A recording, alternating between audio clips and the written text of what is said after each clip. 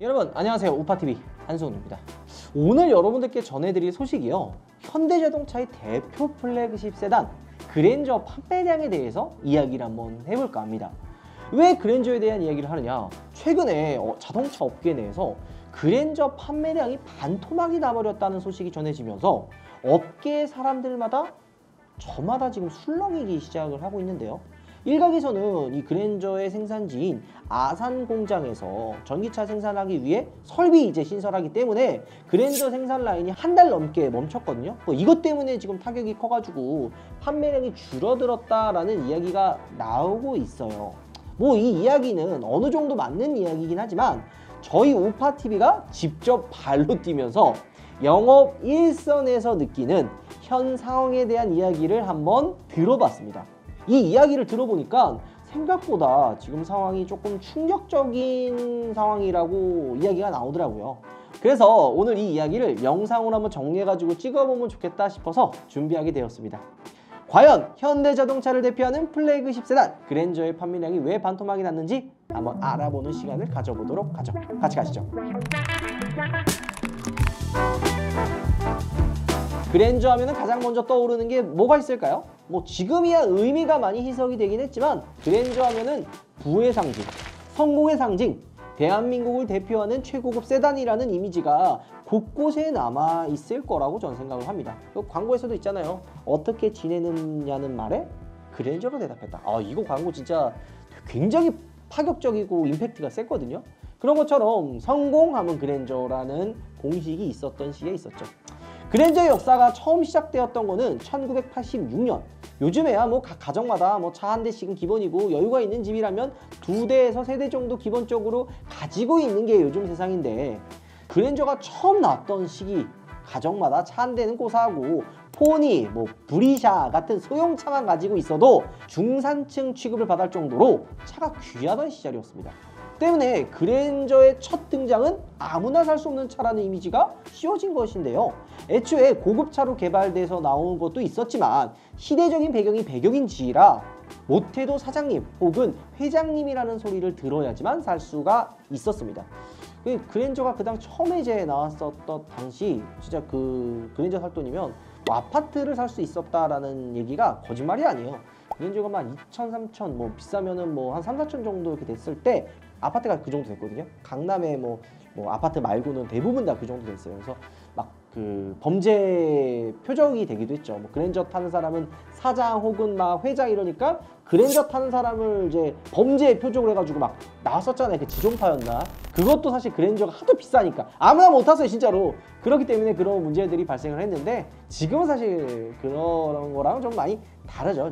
그랜저의 위치를 G90이 있으니까. 어쨌든 이후에 후속작으로 나온 게 뭐가 있어요? 뉴 그랜저까지는 현대자동차 내에서도 거의 최고 존엄 수준의 고급차였고, 그랜저 XG부터 약간 고급적인 이미지보다는 세련된 느낌의 그랜저로 좀 변경이 됐습니다. 왜 그러냐면 그랜저 이후로 좀 고급차들이 줄줄이 나왔어요. 그랜저 XG 나왔을 때 다이너스티, 에쿠스 이렇게 출시를 하긴 했었죠. 그 다음에 시정 나왔을 때 와슬란드 나왔고 제네시스 나왔고, 게다가 인구 한 명당 평균 소득이 많이 상승함에 따라서 그랜저를 구매하려고 하는 연령층도 점차 낮아지기 시작한 시점이 바로 이쯤이라고 보시면 돼요. 대중화되는 느낌이 조금 있었습니다. 어쨌든 그 이후 그랜저의 이미지가 완벽히 젊어지기 시작했던 시기가 그랜저 HG 시절이에요. 당시 HG가 출시가 되던 시기에는 현대자동차 내에서도 고급차 라인업이 꽤 다양했습니다. 제네시스 BH부터 시작을 해가지고 현대차의 플래그십 세단 에쿠스 VI가 존재하기 때문이죠. 때문에 그랜저의 포지션이 상당히 애매해졌었거든요. 소나타와 제네시스 중간쯤에 위치한 포지션 때문에서 그런지 젊은 소비자분들의 그런 좀 관심 혹은 구매를 이끌어내기 위한 일환으로 보수적인 디자인에서 한층 더 스포티한 외모를 가지게 된 거죠. 그 이후에 나온 후속작인 IG도 마찬가지예요. 어떤 타겟을 하느냐, 어떤 소비자를 마케팅을 하느냐에 따라서 디자인이 변경되기 때문이죠. 사실 지금에 와서 이야기를 하지만 그랜저 HG와 IG의 젊은 이미지는 현대자동차에서 있어서는 약간 좌충수라고 생각도 들기는 합니다. 2.4에서 3.3급의 대비계량을 살 수 있을 만한 수요층이 20대에는 거의 없죠. 사실 못해도 30대 중후반은 넘어가야 되는데 모던함을 넘어 너무 영해진 디자인 때문에 기존의 이제 기성세대 소비자분들이 좀 많이 이탈을 하긴 했었습니다. 물론 그래도 좀 많이 팔리기는 했어요. 워낙 이 그랜저의 이미지가 또 있기 때문에. 그래서 기성세대 소비층들 중에서 여유 있는 분들은 뭐 제네시스급으로 넘어가는 분들도 있고, 아니면 오히려 경쟁 상대인 K7으로 넘어가는 분들도 있을 정도였으니까 뭐 말 다 한 셈이긴 하죠. 때문에 현대자동차는 이러한 실수를 좀 만회하기 위해 그랜저 IG 페이스리프트 모델 더 뉴 그랜저 IG를 출시하게 된 거죠. 이때부터 현대차에서는 뭐 르블랑이라는 트림이 생겨났고, 마케팅도 가성비 트림인 르블랑을 밀어주던 시기라 이 차를 두고 이제 그랜저 르블랑으로 기억하시는 분들도 굉장히 많죠. 왜냐면 진짜 르블랑이 정말 가성비 트림으로 나온 거 맞거든요. 카본 마켓 파티에 해주고 옵션 구성해가지고, 오히려 르블랑 옵션이면 최상위 막 익스클루시브에 뭐 선택한 옵션들 막 더 집어넣어 더 비싸지는데 더 가격이 싼 거예요. 어쨌든 IG 페이스리프트 때부터는 약간 좀 디자인이 보수적으로 돌려놓기 시작했었고, 뭐 호불호가 있기는 있지만 초기형 IG에 비해서 뭐 고급스러워진 실내, 뭐 디자인도 나쁘지 않았기 때문에 기존에 이탈했었던 중장년층의 수요를 다시 끌어당기는데 성공을 했었죠. 뭐 그랜저 HG도 많이 팔렸고, IG도 뭐 많이 팔렸고, IG 페이스리프트도 많이 팔렸습니다. 이때만 해도 그랜저가 이름값 하는 모델이라고 많은 분들이 기억을 하는 거죠. 또 마침 이 시기 또한 현대자동차 내에서 고급차 라인업을 이제 분리하고 난 뒤 시점이기도 했어요. 때문에 이제 IG 후속 모델인 GN7이 이제 개발에 한참 이제 이루어지던 시기라 현대차 내에서도 그랜저에 거는 기대가 상당했습니다. 이후 22년 11월 GN7이 출시하게 되면서 역대 그랜저 중 가장 큰 크기를 가지게 되었죠. 한때 시대를 풍미했었던 역대 그랜저들의 아이덴티티를 그대로 계승을 하면서 본격적인 플래그십 세단의 면모를 보여주기 시작했죠. 실제로 작년 안에 가장 많이 판매된 국산차 1위가 그랜저였으니까 현대자동차 내에서도 성공적인 모델이라고 말할 수 있었겠죠. 근데 어쩌다가 그랜저가 올해 상반기 판매량 탑5에도 들지 못하게 된 걸까요? 자, 그러면 이게 생산 라인이 중단돼가지고 판매량에 영향을 준 거냐? 사실 저희가 알아보니까 생산 라인이 중단이 되긴 했지만 사실 그렇게 큰 타격을 줄 정도로 영향을 끼치지는 않았다고 합니다. 앞서 이야기했듯이 현대자동차 아산 공장에서 전기차 생산 라인을 증설하기 위해 그랜저 생산 라인을 한 달 넘게 쉬었다고 이야기를 했었죠. 이 생산 라인이 멈추면서 입는 손해도 있었겠지만 사실 결정적인 이유는 이제 대한민국 국민들이 자동차를 사는 취향이 많이 바뀐 것이라고 말씀드릴 수 있을 것 같습니다. 작년 한 해만 하더라도 그랜저가 1등이었는데 이게 무슨 소리를 하는가 이상하게 생각하시는 분들도 분명히 계실 텐데요. 작년 한 해 그랜저의 실적 대부분을 차지하는 차가 무엇이었을까요? 바로 그랜저 하이브리드였습니다. 2022년 11월 연말에 출시가 이루어졌지만 하이브리드의 경우 내연기관보다 3달 늦게 출고가 이루어졌는데요. 여타 현대자동차의 하이브리드 파워트레인이 그랬듯이 신차 출시 이후 늦게 나오다 보니까 계약도 몰리고 신차 효과도 실로 대단했습니다. 실제로 진짜 이 신차 효과가 어마어마했어요. 저도 그때 그랜저 하이브리드 그 코인 탑승하려고 그랜저 하이브리드 출고하겠습니다 했지만은 그때 계약 넣었을 때 막 1년 넘게 걸린다, 막 2년 된다, 막 이랬었지만 갑자기 분위기 확 실어가지고 뭐 바로 출고된다 해가지고 취소한 경우가 있는데, 어쨌든 따라서 작년 한 해 11만 3,724대가 판매가 되면서 그랜저의 네임밸류는 아직 건재하다는 걸 다시 한번 각인시켜주는 계기가 되었으나 이제 그랜저에 대한 수요도 점차 줄어들고 있는 추세라고 합니다. 그럼 그랜저의 수요가 어디로 몰렸는지 궁금하게 되잖아요. 이 수요는 대부분 SUV 라인업에 몰렸다라고 합니다. SUV로 몰리는 이유 중에 가장 큰 부분을 차지하는 건 바로 차를 보는 시각이 변했다라고도 할 수가 있는 거죠. 옛날엔 차를 두고 뭐 단순한 이동수단이라고 생각을 했던 이미지가 가장 컸잖아요. 그러나 이제는 차를 볼 때 하나의 공간이라는 개념으로 차를 바라보게 되면서, 물론 일을 할 때 차 안에서 쉬는 거나 짐을 싣고 다니는 뭐 이런 실용성이라든지 여러모로 쓰임새가 다양하기 때문이죠. 거기에 중형급 SUV를 넘어가게 되면 차 크기마저 커지니까 과시하기도 꽤 괜찮습니다. 그리고 또 하나의 결정적인 이유는 바로 그랜저의 가격이죠. 그랜저가 가장 비싼 모델인 하이브리드 프롭이 거의 한 5,600만 원 정도 돼요. 근데 이 가격이면 제네시스 G80 깡통과 거의 비슷한 금액으로 나옵니다. 그랜저 하이브리드냐, 국산 럭셔리카의 상징인 G80이냐, 이렇게 선택을 할 수가 있다 보니까 여기서 그냥 돈을 좀 더 보태서 G80 2.5로 넘어가는 분들도 생각보다 많다고 합니다.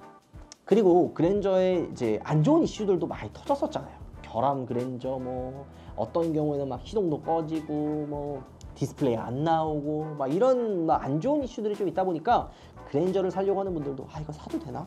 이렇게 걱정하고 다른 차로 넘어간 분들도 생각보다 좀 많이 있습니다. 그리고 이거는 좀 얘기해도 되나 싶은 얘기지만 GN7을 개발할 때 풀체인지잖아요. 보통 이제 개발비가 있고 막 많은 금액을 막 투자하고 막 이래야 되는데 그랜저란 이름값을 믿고 조금 안일하게 생각했었던 것도 있다고 합니다. 뭐 반대로 좀 이렇게 상한을 걸어냈던 뭐 산타페, 소나타 이런 경우는 신경을 써가지고 막 내놓는단 말이에요. 근데 그랜저는 이름값이 있으니까 만들어도 잘 팔리겠지. 사실 저희도 영상을 찍을 때 그래도 그랜저인데 잘 팔리겠지 라고 생각했었던 것들이 있었지만 현실은 아니었죠. 자, 그래서 실제로 지금 영업사원분들의 말에 따르면 현재 그랜저 출고되기 중인 차량들이나 재고 차량들도 거의 없을 뿐더러 작년에 비해 그랜저 계약 문의나 계약 건수도 줄어든 추세라고 합니다. 때문에 페이스리프트를 거치지 않는 한 이러한 상황은 지속될 것이라는 예측이 있더라고요. 또한 현대자동차가 아산공장 하면 뭐 소나타 그랜저만 몰빵하는 생산기지 역할이었죠. 그러나 이 두 대의 판매량이 저조한 탓에 생산 라인의 효율도 많이 떨어졌다고 합니다. 이에 따라서 원래 계획이었던 울산 공장 대신에 아산 공장에서 아이오닉 7, 이거 이제 아이오닉 9으로 이름 바뀌었죠. 이 아이오닉 9의 생산 라인을 설치하는 것으로 보여집니다. 자, 그러면 판매량을 한번 볼까요? 2020년이나 2021년 1월부터 3월 그랜저 판매량 보면 어때요? 33,301대, 25,861대, 1등과 2등을 굳건하게 차지하고 있었죠. 근데 2022년 1월과 3월을 보면 어때요? 6위까지 떨어졌습니다. 근데 이거는 반도체 이슈가 있었기 때문에 판매량이 떨어진 거지 이때까지만 해도 인기가 많았죠.